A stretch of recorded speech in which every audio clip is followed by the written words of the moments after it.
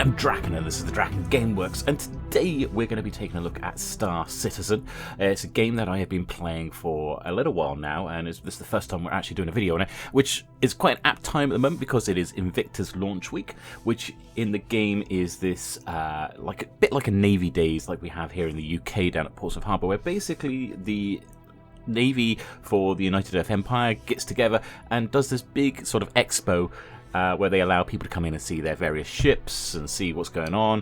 And it's a bit of a showcase for the game itself. So I thought I'd jump in here. I'll do a few videos here. I do apologise if my video is a little bit choppy at the beginning here. That's because Star Citizen, as a game, it really does sort of push even my system. I mean, I've got a fairly decent gaming system, but it could do with a bit of an upgrade. I mean, we're currently still on an i5, so I would really ideally like to go up to an i7.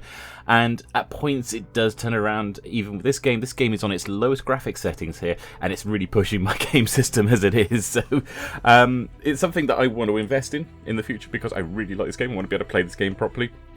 But bear in mind, this is also a alpha, so this game isn't in proper release, but it is on a public alpha release. And so everything you see here, there are bugs, there are going to be little bits and pieces and glitches here and there.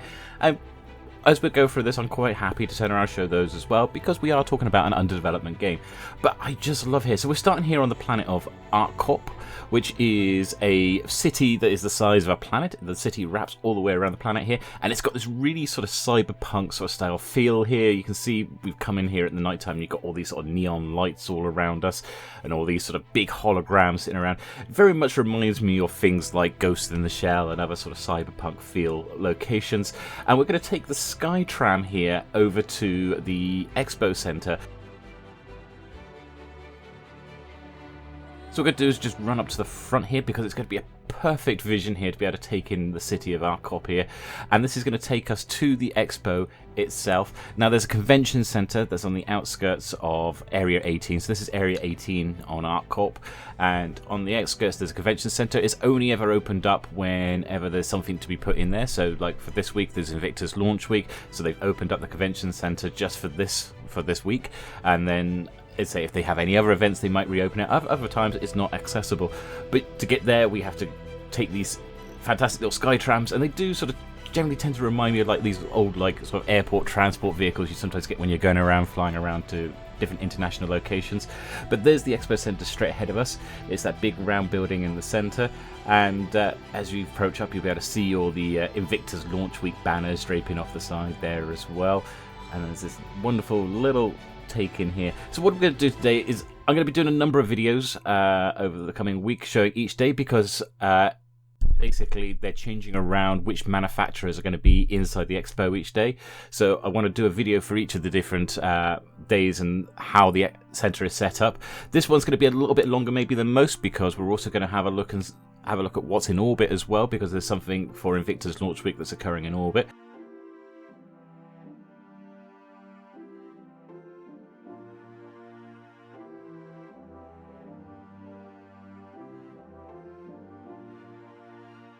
Okay, so it does have a ticket booth at the back there. We don't actually need to buy any tickets there, but I won't show this one on every single day because it's going to be the same on each of the days. The front foyer is always going to be the same. But for the first one here, we'll just have a quick look in the foyer here, which is your entranceway into the expo itself. And we have these statues here, which at the bottom has the naval oath, which states, "Hear and witness that I do solemnly pledge, mind and body, that I will serve and protect the United Empire of Earth against all who would seek to harm it and its people. That I will faithfully discharge the duties asked of me, and when called upon, I will defend the Empire with my life. That I will be in the word and the shield, that I will not falter nor fail, nor fight and win. That I will swear to do all in my power to act as a guardian of freedom and justice, as a champion of honour and valour, and as a true and proud member of the UEE Navy." So there's a lot of lore. This is one of the things I like about Star Citizen. There's a lot of lore that's built into it. They've already done a lot of lore, and there's a lot of things that as you're going around you find more and more lore. So there's a lot of lore behind about how the UEE Navy actually came about, and they do all these wonderful things. There's all sorts of things around the expo. And looking here, like for example, we've got the various manufacturers. These different ship manufacturers have all their t-shirts and hats up for sale, and they've got these little leaflets and everything else like that. It really does feel a bit like what you would find in a Foyer Expo Center. I grew up in a naval family, though I never joined the Navy myself. My father and stepfather were all in the Royal Navy, so I got to see a lot of it myself, and we got to go to do things like Navy Days in Portsmouth Harbour, but also go up and see the Royal Tournament in Earls Court in London as well, which used to occur every year. Where all the military forces get through and do these expos again, and this kind of has that same sort of feel. It's very sci-fi, but it's still very that same sort of military feel as those expos have. So I think it's very well done. They've certainly done sort of a bit of their research into how this sort of would be put together for these expos, and yeah, it's pretty cool.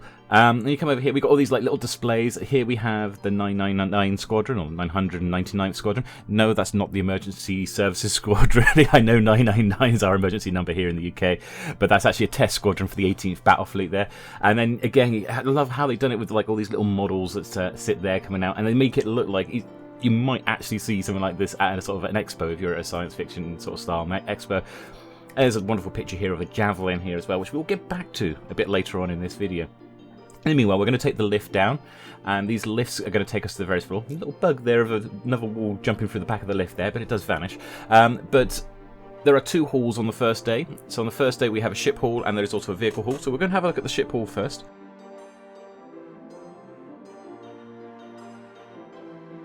Right, coming out onto the first of the two halls here, we have the Ship Expo. So the two manufacturers on the first day were Origin and RSI, or Robert Space Industries.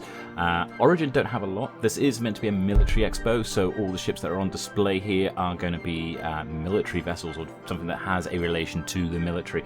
So Origin as a company, which is what we're looking at here, is an Origin 325A fighter. They don't do a lot of military vessels. That's because they're a luxury organisation, luxury manufacturer, so a lot of their ships are big luxury yachts and everything else, but they do this series of craft here, the 300i series as they're known, and they have their variants, and the 325A variant here is a fighter.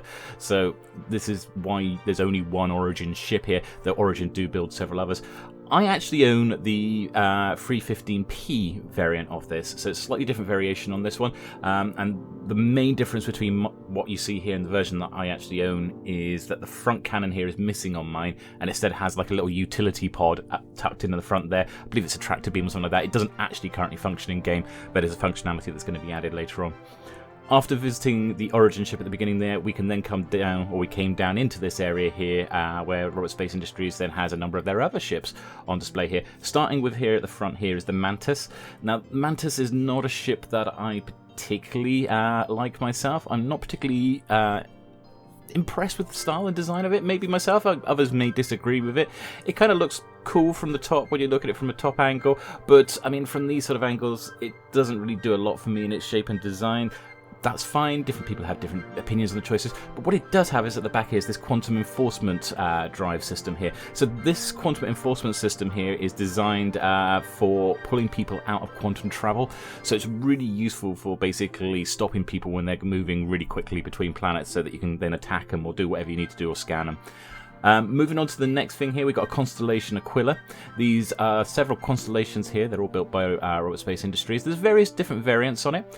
The Aquilla here is a variant on the standard Andromeda, which we'll see the Andromeda in a moment, which is the standard version. But the Aquilla version here mainly has a couple of little minor differences. One is the shape of the bridge at the front here. So you see we've got this very rounded canopy on here. That's quite different to a lot of the Constellation versions that you'll see as we go through, but gives it a slightly different sort of field of view at the front there. And then as we come through to the back here, you'll find that there's a cargo section here. Now normally when you get an Aquila version, you would normally put an Ursa Rover in there, which we will have a look at the Ursa Rover in a minute because it's actually downstairs on the next floor. But coming through to the back here as well, just all the constellations have this at the back here, where there's like a little snub fighter tucked in there. So that's like the cockpit to the snub fighter. We'll go and have a look in a second at it tucked underneath there. But the snub fighter idea concept is it's Kruger P-52 snub fighter, is that these big sort of ships here, they can carry their own little fighter, and then should they come under attack or something like that, the fighter could detach and go off and attack and everything else like that. Currently at the current point in time, it doesn't detach, it is just attached to the model at the moment. There we are, that's where the fighter is there, just tucked underneath. It doesn't actually attach at the moment, but it is something that's being worked on. It's one of the near future things that they're planning on getting modified into the game to enable for ship-to-ship docking properly. While you can do certain types of docking, the actual sort of that sort of ship-to-ship docking together hasn't quite been implemented, but is apparently not far off on the roadmap, from what we understand. Because it's quite vital, that sort of thing, for some of the mechanics they want to get up to. This next ship we're looking at is the Constellation Phoenix. It's another variant again on the Constellation class. This one is designed to be more of an executive luxury vessel than the last one. So the last one was more of a freighter and transporter. This one is more of a luxury vessel. So we have this brilliant white hull going across there. Now the front section, as you'll see in a second, doesn't look that majorly different to the other Constellation versions that we have seen already. So we drop up into here, you can see it's a little bit whiter around the doors and everything else like that. But you do have like this white leather padding on the seats itself. Kind of denotes the sort of luxury status of this actual vessel itself. Where the big differences occur is towards the back. First of all, as we go through the back here, just quickly demonstrate as well off to the left here that in these crew sections you do have, they've gone so far as to include things like having toilets and stuff like that. So we have a toilet locked away there in the crew quarters. But yeah, if we go through into the back section, instead of the cargo hold we saw in the last one, we have this executive suite built where the cargo hold is instead. And they fit quite a bit in actually as well. So you've got like two bedrooms down the front here. You've got one here with its fish tank at the back there, and then if we swing around we'll see another one on the other side there as well. But yeah, it does have this sort of kind of executive feel, a bit like, you know, like these big executive private jets or first class on a jet. And then we've got a couple of seats sat there with a view out of the window there. I mean, at the moment it's the Expo Centre, but you can imagine that would be the view into space when it's out and airborne. And then we've got conference tables here, and we've got a bar here, and I think any ship that has a bar on board is okay by my books as well. But also one of the nice things is, you may have noticed in the old cargo hold there was a lot of components on display where you can still access the components. They're just tucked away and hidden behind these nice little concealed panels, which I think is a fantastic idea. And there's even a little jacuzzi in there that's a little glitching out on this version that we saw here. You can see like the cover was just glitching in and out. And then this is the main bedroom here, again with a nice big view out onto space itself. And there's this one-way window as well on the side here that I'm not sure I would quite fully trust if I was sleeping in here at the moment, because as you'll see as we get around to the other side, a bit like actual proper one-way windows and everything else, is that if you get close enough you could just about make out what's beyond, and so you could just about see the bed and everything else beyond it from the side that's meant to be frosted out. But so I'm not sure I would be too happy sleeping there with people still being able to actually look in through the window there. But yes, there's all the components, and just like the previous versions, you can see there at the back we also have a snub fighter, as all the Constellation versions do. And there's also, though this takes up all of the space of where the cargo bay is, there is still space for a little bit of cargo space, and we have this concealed hatch here that would drop us down, and this is where the cargo bay would be. Currently the actual ramp is down, so the whole bottom bit just drops down on the left here, like you can see here. But yeah, there's a concealed lift, so there is a small cargo bay underneath, so you could put a small vehicle in there, or you could put a small bit of cargo in there. But, you know, other than that, there's not a lot really compared to some of the others. We're now on board the Constellation Andromeda, which is the third one that was on display on the first day there. This was the one that was over on the left. It's not too dissimilar to the Aquilla, as we said at the beginning there, that this one is a little bit more common. It has the more pointed front, which is similar to what the Phoenix has. It has that more pointed style front for the bridge itself, but just demonstrates in the crew quarters. But beyond that, it's actually pretty similar to the Aquilla in terms of makeup. You know, it's got the cargo bay in exactly the same place. As we come around to the back here, you'll also see that the snub fighter is also in the same location as well. So it's not dramatically different, but this one is apparently one of the more common variants out of the two of them there that you'll see more often. Personally, I think I like the Aquilla design a little bit better than the Andromeda design, just because of that rounded bridge design over the pointed bridge design that you see on them there. But as we come out into the hall, I love this. Like, you can see the amount of space that is around in the Expo Centre. We come finally to the other ship that's down on the floor here, which is the Aurora, which this is actually a starter ship. You can quite often get this as a player starter ship depending on which packages are available at the time. Maybe not necessarily specifically this specific type of model, because there are multiple Aurora models, but it's a small little custom ship. It's good for starting off. You've got a bed at the back there, a bunk. There's a little bit of space that you could probably put about 3 or 4 packages in there if you wanted to do some package runs, and it's space for you to jump in the front of the ship. It could do a little bit of combat. It could do a little bit of a couple of things there. As a starter ship goes, it's not too bad, though. As I own a 315p, I'd probably use a 315p instead of the Aurora itself. But it's not a bad little ship in itself. It's alright for a starter ship. Coming down into the side display halls, there are 2 display halls on the first day, and both were identical, or they had similar identical items in it. And it's basically big holographic displays of ships that are either too big to put into the actual hall itself or haven't been actually fully developed as yet. Here's a classic example of one. This is the Robert Space Industries Polaris, which is a Corvette class capital ship. I'm not so sure I'm that keen on this design either. I don't know, something just doesn't gel right with me on this design at the moment. I mean, it's cool that it's a Corvette. I mean, as I say, there are plenty of cool designs in the game. I quite like the engine design at the back. I've got to give it to that. But it's the rest of the design just feels a bit bulky, I think, compared to the bridge at the front. The bridge just feels really tiny at the front there, and it just sort of feels out of place a little bit. But then we also have over here, had another constellation on here. This is the Constellation Taurus. On appearances, it doesn't actually look that dramatically different to the Constellation Aquilla, but apparently on this one it has a lot more cargo space. It's designed as a dedicated freighter, so it has more cargo space dedicated around that sort of concept there. It has less bells and whistles to enable it to do that. And then just before we leave, I thought we'd come back to the Origin 315, or sorry, 325. That's how I'm used to saying the 315P because that's the ship that I got. This is the 325A. I thought we'd take a look inside. The inside is pretty much similar across most of the Origin ships there, or most of the 300i series ships. So you got a ladder that brings you up into this slightly more, and this is what we talk about with the Origin, where it's got this slightly more stylish design inside. It's got all these lovely sweeping curves and everything else. You've got a space for a bed in the back there, plenty of space to move forward. And then in the back here, there's plenty of space. I can fit, I worked out, about 24 packages when doing package runs, which is, I don't think they quite intended for such a nice luxury place then to be filled up full of packages, but it can be done and it can be used for that sort of thing. And then you've got things like little fridges here. And on the version I've also got a coffee maker and a food processor on the top there as well. So you've got a lot more mod cons and stuff like that. So it's much more of a place away from home. And you've also got, and sat in here is also its own toilet as well, which is something that was lacking on, say, like the Aurora, for example, where it has no toilet, so you've got no amenities space. So you've got somewhere to sleep, but you just got nowhere to go to the loo, which seems a bit odd. I guess you have to bring your own bottle or something when you're on an Aurora. So yeah, we've got a ship here that actually does have its own toilet there as well, which, you know, it's these essential things when you're out on long hauls through the cosmos there. From the top floor, we then go down to the bottom floor, and this is where all the vehicles were on display on the day one here. So I noticed on the second day, because I've already put together the video for the second day as well before recording the narration on this one, that this hall was missing on the second day. So on the first day, we had this hall here, which had a variety of different vehicles in there. Not as big and extensive as the upstairs hall, but we have down here is the Anvil Ballista. So it was various manufacturers had their ground vehicles down here. This is an anti-aircraft truck. It does have that kind of real proper military sort of feel to it. It's like 10 anti-aircraft missiles or something like that it fires off there.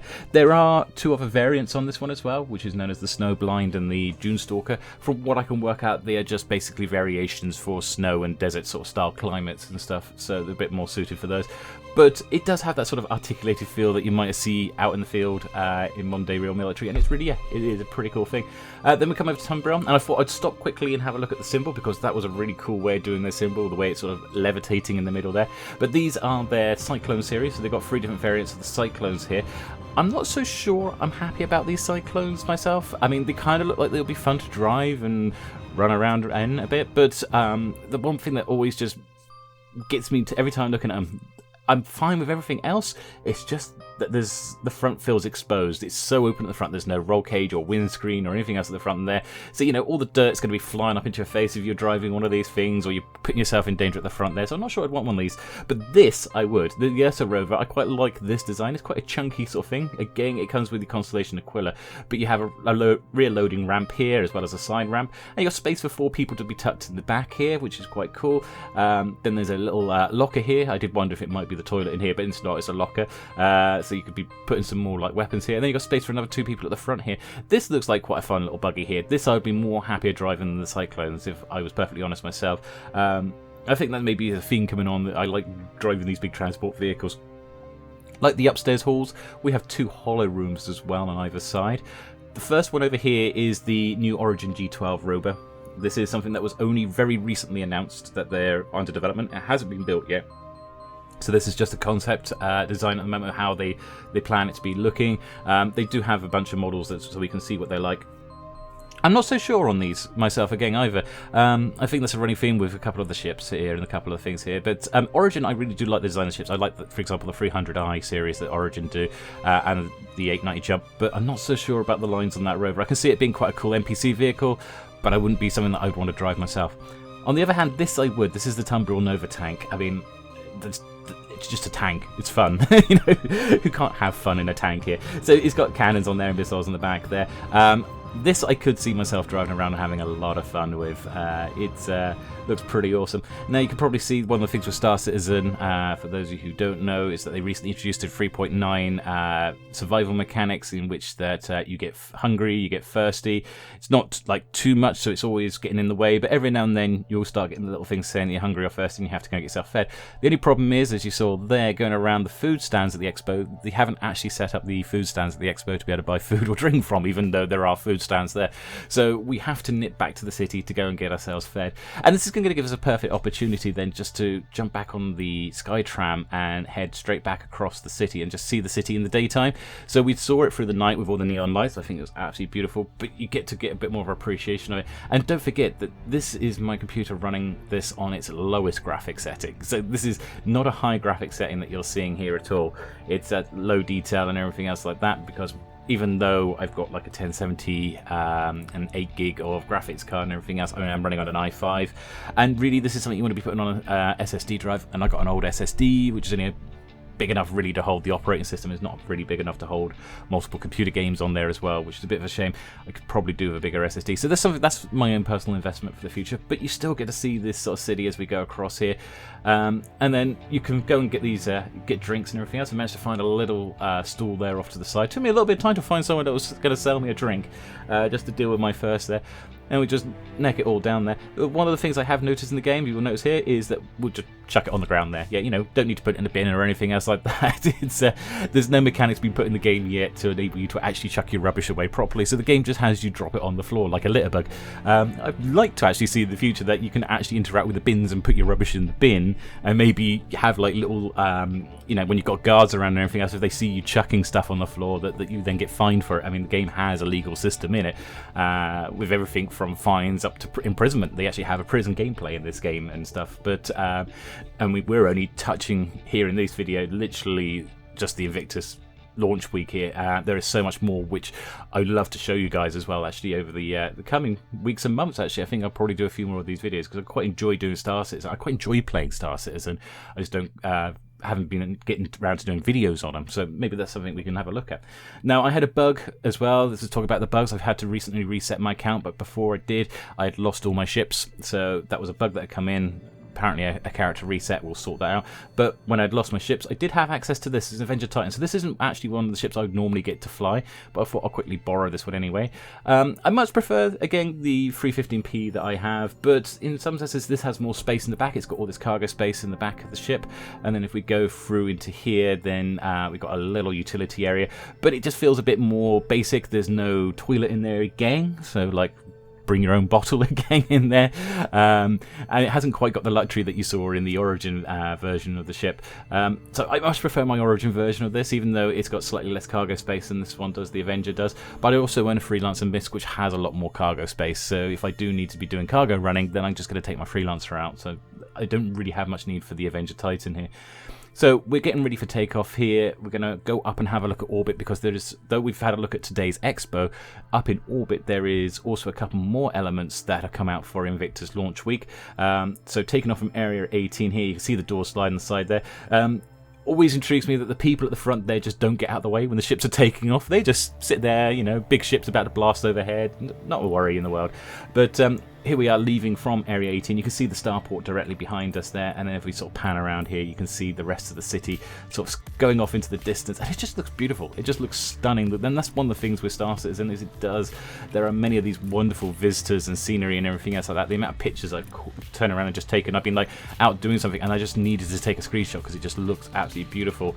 I've done that so many times just going through. But here we are approaching the space station orbit of ArcCorp. This is Beijing Point. I've probably mispronounced that really badly, but they've added onto this a military dock. So you've got the main station there, which is the ring behind us, but over here we have the actual dock itself, which is this military dock where you can see like these sort of buoys sort of lighting it in. And the reason they're there is because periodically these guys turn up, and this is the first time they've actually put the UEE Navy into the game. So the UEE Navy is a big part of their single player game, Squadron 42, which is going to be coming out first. But in Star Citizen and everything else, they hadn't actually put the UEE Navy in as yet. So it's the first time we get to see them in the game itself. And that they're passing beside us is a Javelin. So that is a Javelin capital ship. There are a couple other capital ships you see from the distance. Those are Idris's. So they have a couple of those. Plus there's a couple of fighters flying around as well here, like that one that's shot across in front of us there. That's an F8, and that's a Hornet as well, just going past there. But we can just follow these into the dock itself. We're just sort of sliding along there.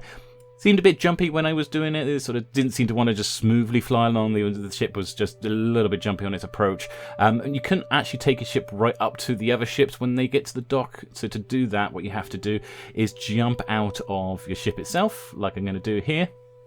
And we're going to 0G. So this is one of the other things. You can just jump out of your ship at any time and just go, oh, I'll go for a spacewalk then. Obviously, you have to be careful how much oxygen you've got on you, but more than enough for us to be going off and doing what we want to be doing on this journey today. And you can see all these fireworks just erupting in the distance as well, which I thought these were absolutely fantastically nicely done. So this whole sort of welcoming homecoming thing, sort of showing these sort of ships turning up all the time. But we've sort of approached down closer to the ship itself, and I thought I'd go and take a closer look and get an idea of the scale. Like, you've got this big turret at the top there.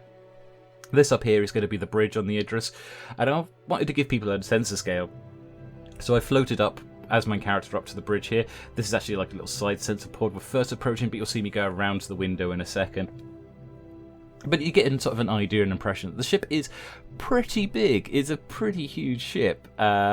And certainly when it becomes, I think there is plans to put it in as a flyable ship as well in the future. So it's certainly amongst the list of ships that are on the website and everything else like that. This would be an awesome ship to own. It would be an awesome ship to own. But the amount of crew you'd probably need to man this would be quite a few. So yeah, you can see you're sort of approaching the front window there. We're coming over the top here. I imagine these are escape pods or something there. These sort of triangular hatches on here. Maybe they could be missile pods, but I would imagine they're probably escape pods coming out from there. But it's not without its few little glitches in there. So as I say, we've got one bug here. You've got like the top of the turret here. You can see the textures. The modelling hasn't quite gone on correctly. I'm looking at that, it looks like maybe it's either just parts of it are missing, or we've got reverse textures on that side there of the model. So there's still a little bit of work to done here. And there's this other weird bug, and I didn't just see it on my one. I also saw this on another YouTuber's channel as well. That you've got these strange figures floating above each of the side turrets. And it's really weird, is that like their bodies have been twisted in half at the waist, so that their feet are pointing backwards to the rest of the body in this really bizarre shape. It's like twisted, almost mutilated form. And then they're just suspended there, hovering above the turrets themselves. I'm guessing they were needed for something inside the turret, but they've ended up in the wrong sort of position. And these are sort of floating above all of the turrets. And it's not just on mine. This isn't just a problem of mine. I've seen this on another YouTuber's video as well. So I think that's another general little bug that's still got to be fixed and ironed out on it. But this is the first time we've seen the Javelin, and it is only as an NPC ship that's just for Invictus Week. It's going to be a while yet before we see that as a flyable vessel, I'd imagine. Over here, we're going to have a look at quickly at the F8 Fighter. Again, little bugs here. I mean, the pilots here. I mean, this is supposed to be the Navy's best pilots, and yet they can't actually even land their ships properly, and instead have crashed it into the side of the deck there. But yeah, these are F8 fighters here. They are designed specifically the fighter craft that you fly in Squadron 42, and in fact there is supposed to be a version of this that you get awarded to fly around in Star Citizen if you complete certain goals in Squadron 42, which is kind of a cool way to connect it over. These aren't things that you can generally normally get otherwise, from my understanding. Some backers have got access to it from the early days.